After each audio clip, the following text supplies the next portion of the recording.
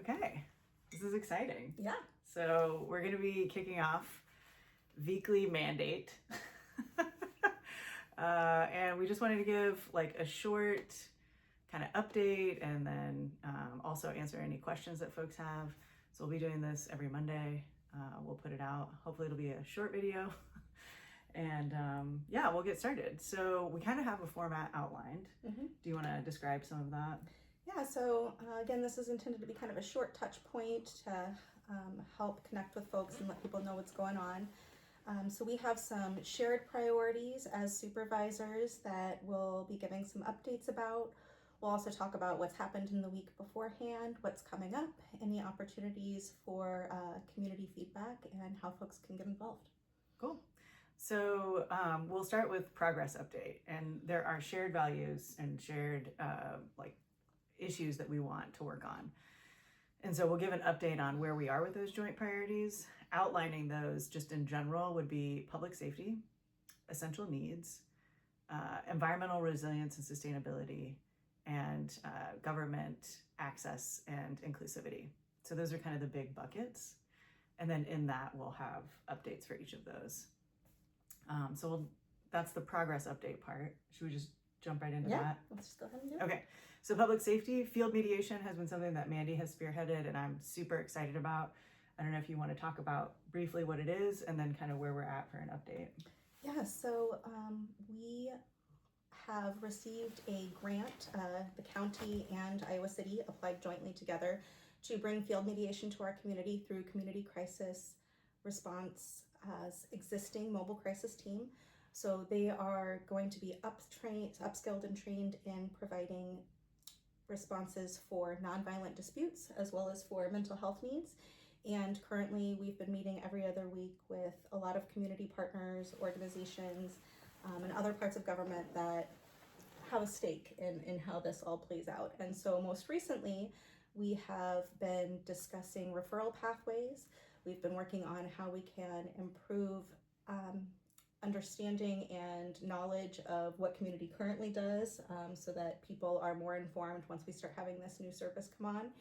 And recently the request for proposals has gone up for the mediation training part. So we have a national partner who's going to work with community on the training specifically for the field part of mediation, but they like the groups that they work with to have a local partner for the general mediation training. And so folks can go to Community Crisis Services website right now and find that RFP up if anybody knows any mediators in the community that are interested in being a part of that. Yeah, and so kind of a quick example of field mediation would be like, you know, if there's a neighbors are outside disputing over a trash can or something, and you don't necessarily want to call police, but you definitely feel like something could escalate. So here we would be able to call field mediation. Yes. So that's kind of just the shorthand as to what could it be used for. And so that's exciting. They also have a site visit coming, and so we're going to be having different events at different places around the county, and that's going to be July 29th and 30th. So right now we're working on with a couple other committee members putting those together. Yeah, so we'll have some public facing events, and they'll be meeting with more of our community to find out, you know, exactly how this can work best here, because it's been really successful in Dayton, Ohio, and some other places, but we acknowledge that, you know, every community is different, so we want as many people on board as we can. Cool. So the next bucket is essential needs, and under that we have three things: affordable housing, food access, and medical care. And so affordable housing, on June 25th, we have a meeting with other housing partners to kind of discuss the full housing needs picture. So we will report back on some of that. Yeah. And then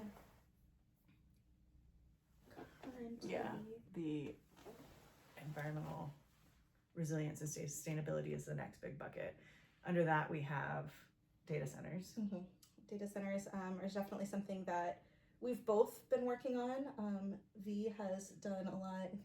You had a session at NACO about that, right? Yeah, I went to the legislative conference in DC, and it was pretty much the whole conference was focused on data centers and AI. So I brought back a lot of that information. Fortunately, staff, we had already done a moratorium in December. And so I went to this conference in January and really was very eye-opening. And so Mandy and I have been actually the only two supervisors who have gone on every tour that the planning department has put together. The one in Altoona, which is Meta's International Data Center, and then the one in Cedar Rapids QTS site, which is 7,000 workers, and was just like being in a planet of, it just was wild. Yeah, that one was intense. Yeah.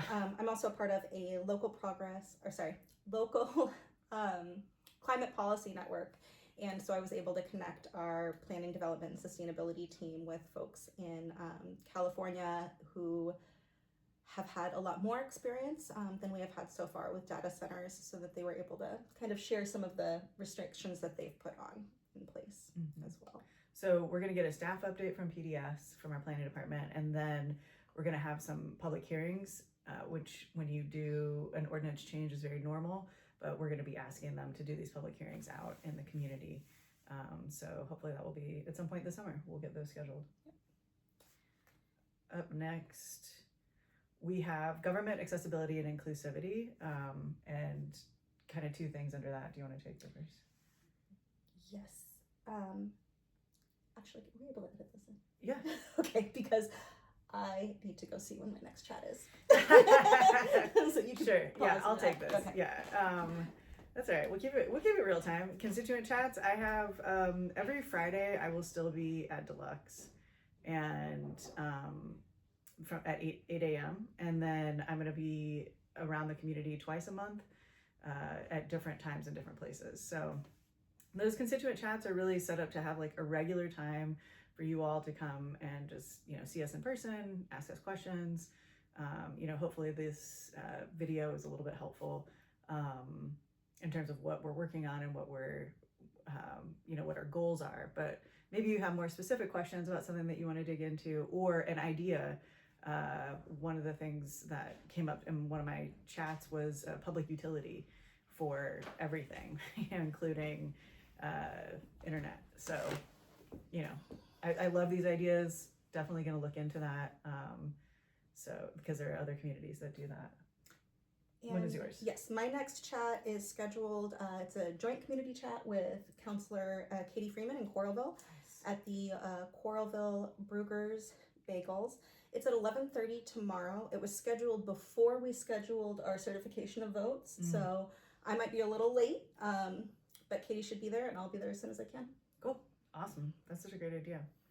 And then we also have listed under here additional meetings that we might have coming up in the community. So at this point, I don't have any, but do you?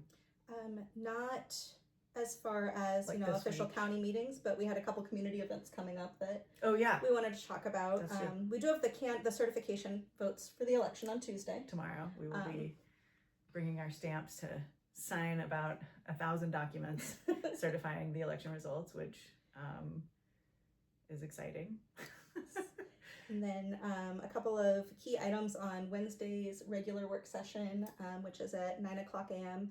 So for folks that might not know, 9 o'clock a.m. work sessions on Wednesdays are when we have most of our conversation.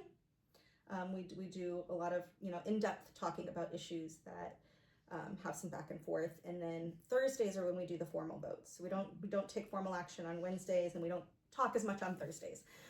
Both of those meetings are available online for folks that want to join. And this coming Wednesday, we will be discussing the resolution to set November 3rd as the date for jail bond. We'll also be discussing our juvenile detention contract and about $1.3 million in social services block grants. Also, we have some of our county boards and committees. We'll be discussing some appointments to those, including the Food Policy Council, Livable Community for Successful Aging, Planning and Zoning, and Seats Paratransit Advisory Committee. Yeah. Whether you're at the city level or the county level, those local boards and commissions are a really good way to get your foot in the door, start learning more about how the government works. Before I ever ran for office, I served on the Iowa City Community Police Review Board for 4 years, and I highly recommend anybody interested in government or politics do some of that. Absolutely. I was on the Housing Community Development Commission for Iowa City, and it was absolutely eye-opening to me and a great way to get involved. Yeah. So, And then, so that's Wednesday, as Mandy was saying, that's our work session when we discuss things. And then Thursday, our formal meeting is when we vote. And so this formal work session, we do have kind of standard. We have some public hearings for subdivision applications. This is our night meeting, so it's at 5:30. Normally they're at 9 a.m., but because this is a lot to do with, subdivision applications, we also try and make it a little bit more accessible to have a meeting at night. So it's once a month. Once a month, the second Thursday of the month. And then we also have a previously approved $16 million general bond vote. And that was, we needed to move it up simply because of the legislature passing new laws on property taxes. We've already approved this, but it is needing to take a formal vote. So nothing actually terribly out of the ordinary there. But we do have some community stuff coming up.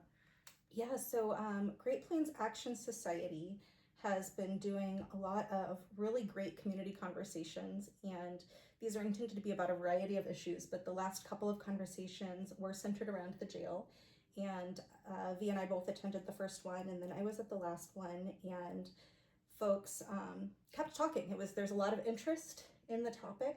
The conversations have been really full, and so both of the last two meetings they ended up having to cut the conversation off because people were still talking after the entire time. And so also the second meeting on this topic had significantly higher turnout than the first.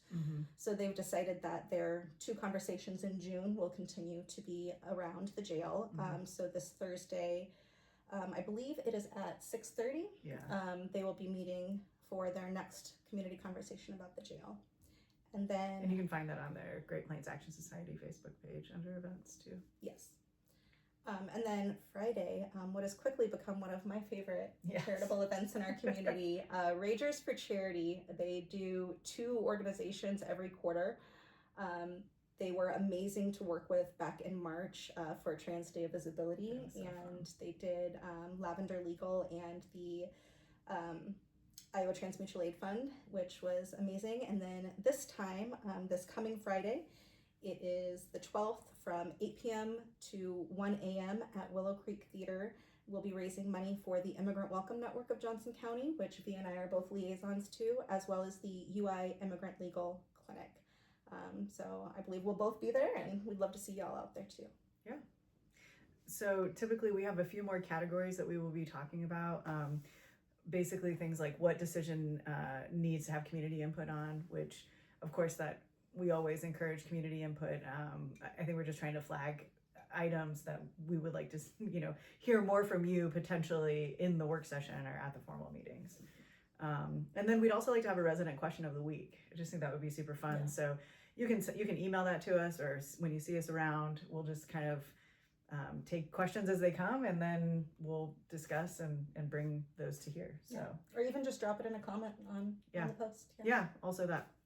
And then the last thing, of course, is always how to get involved. We find that to be incredibly important, valuable. We are public servants. We work for you, and we like to work alongside you and in collaboration and coalition. So how to get involved will, I think, mostly center on things that are coming up and how you can get involved. So if you want a dance party, if you want to get involved on that, I suggest you join us Friday night, because that's definitely where we're going to be.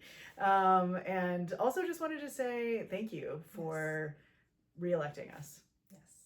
We're really excited. I think that this clearly shows the will of the people to have such high turnout in a primary election, but then to also retain our seats is huge. And so we take it really seriously, and deeply grateful and honored to serve you all for, on my side, 2 years, and on Mandy's side, thankfully, 4 more years. So thank you for your trust. Yeah, thank you for that, and we will be back here again next week.